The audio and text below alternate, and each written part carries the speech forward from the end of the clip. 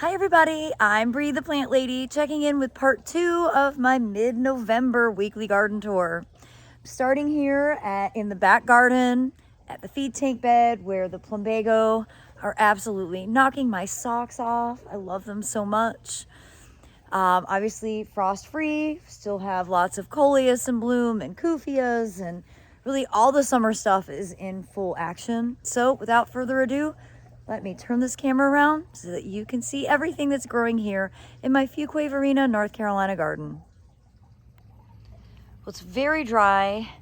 The pool needs water added. I need to go ahead and vacuum it, make sure there's chlorine. It's my next task on my to-do list. And just to pan and show you, I never did get around to harvesting that sesame. I need to. And well, all the summer stuff is growing strong. The Brugmansia just keeps on putting out new flower buds. The Seminole pumpkin is continuing to grow and flower. We harvested most of the fruit off of this, but if we go another couple of weeks without frost, I think we'll have more to harvest. Actually got a Seminole pumpkin forming on the very top, right in the center of this arch, which is pretty fun. As you can see right there. It's very dry. It's very, very dry. It's pretty amazing that everything looks as good as it does because obviously I've done no watering whatsoever. But the mums are in full bloom. The Alstroemeria has totally come back vegetatively. You know, that went dormant this summer from heat and dry, but it's looking really nice and lush now. And overall, despite the extreme drought, I'm pretty impressed with how all of the garden is looking. I've already collected a ton of zinnia seed, but I'm seeing all these plants, and these are kind of at the seeding stage, the perfect seeding stage. I'll probably go ahead and collect more. You can see that's the seed right there. You can see how they end up vigorously self-sowing in my garden as they get to this stage, and that's what happens. Okra is still going, and I've, totally stopped harvesting from this. I was really using this plant as a seed bank. Lots of great big pods there. And yeah, I know I keep saying it. It's just when I get home, I'm really excited that I should have some time to really devote to starting to do the big transition, even without frost, because I'm ready for it. I'm ready for these beds to start to be transitioned with some cool season things. And I mean, I did get some cool season things planted, broccoli and cauliflowers a couple months ago. We've been so warm, none of them are even remotely starting to head, which is a bit frustrating. You could see persimmons are still doing really well. These ones need to have frost in order to be edible. So I haven't really harvested any of these just because the tannins are so intense. They'll take all your saliva away. These, however, are ready and ripe, and this one is ready to be eaten. In case you're wondering, I have not harvested the rice seed. I don't know what's wrong with me. I haven't been able to devote any time to the garden because I've been so busy with programs. But the Kufia is amazing. I can't imagine how big it would be if I hadn't done 2 hard cutbacks on it, because it's enormous with the pruning that I did. So definitely good thing to remember. This candy corn, which has been hardy here in this spot, south facing foundation, for more than a decade, takes up a lot of space. Well, I've inherited a new variegated lemon, and I need to get it potted. No excuse, sitting in a bag. I need to water everything because we're so dry, and I need to spray BT on all of the vegetables. You could see the turmeric and ginger are ready to go dormant. They're also very dry. And the front of the wall is very wilty because I haven't watered it in several days. So Dry seems to be the central theme of today's tour. Okay, it's several hours later. I have been super busy watering. It's so dry. I realized this poor lemon that I've inherited is outrageously dry. Like, I can lift it with one hand. So I've got it in a pot that's slightly larger. I'm gonna be able to get it filled with more soil cube and go ahead and get this stationed at the greenhouse, since the plan is for all the citrus to live in the greenhouse for the winter. And I just got all of these pots watered, and now it's time to get the BT sprayed.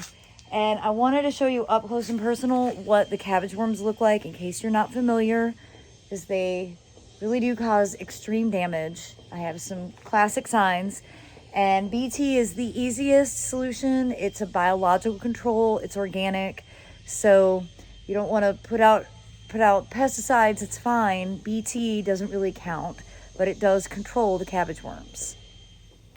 So as I was watering, I looked down and I was like, aha, I see a perfect example. And you see right here, I've got 2 insects here. I'm gonna go ahead and squish this one. But then this is really what I'm after. This is the cabbage worm. You see, it's green. It looks just like the plant, and it eats the foliage. And I'm just going ahead and squeezing it. Now I'm gonna go ahead and get the BT, spray all the brassicas all over the garden, not just here in the driveway. It really is just as easy as that. And here's a really good example of one that I'm probably not gonna bring back to life, but you can see how those worms just absolutely, they make the leaves a skeleton. And you can see their poo, you know, it's just the little black stuff. Well, now that the BT is out, I actually didn't spray any of these vegetables. I just realized I completely forgot. Oh well. I sure wish it would rain, but there doesn't really seem to be any major rain in the forecast. It's just so dry. And well, everything's just still plugging along. I mean, again, usually all of this is out. I'm like preparing to do the cool season seeding. And this year is really just showing how everything we used to do from a climate and gardening schedule is no longer relevant. So I like when people are asking like, when should I put the seeds out? I'm like, honestly, you've got to wait until the ground is cold, and the ground is not cold yet because we're not freezing and we're dry and the sun is out. And so seeing this bed look like this in the middle of November is really strange, and it probably should cause some concern, but there's nothing you can do about it. So, well, I mean, there is, but as an individual gardener, it's easier to deal with this once it's been frosted. It would be a huge mess to come through and try and prematurely take all this stuff out, and I would end up doing a lot more damage to the soil in the long haul. So I'm just waiting. And, you know, I guess if everything gets pushed to December, January, February, that's just sort of a new cycle that we have to start getting used to. I get an incredible number of questions about timing for seed sowing. And, you know, in the past, I've been able to be very decisive. And the last couple of years, I don't have any answers. I don't know. I am living through these changes just like everybody else. So I keep saying like, well, I'll post the videos when I start to do it. You know, I mean, not that that's so helpful for people who don't live in my area, but I just think it's too warm everywhere. Like, even Buffalo, New York isn't cold. So it's just a weird time. We're living in a very weird time. But one thing that's not weird is that the Mahonia eurybracteata is in bloom. And this is supposed to be in flower, and it's a really important nectar source for fall pollinators. Right now, there's a whole bunch of honeybees on it.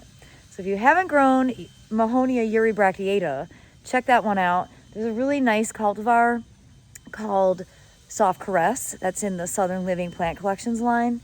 And it's very similar to this. This is just one that I actually just grew from seed. And this side property border, I love the mums. You can see that Calicarpa acuminata is really starting to get into berry. Now it's a lot less than it usually is. And I think that's because of the drought. But you can see those super dark berries there. And the mums have been really pretty. They're not as prolific as usual. And again, it's just because it's so incredibly dry. You can see the ginkgo is dropping all of its leaves.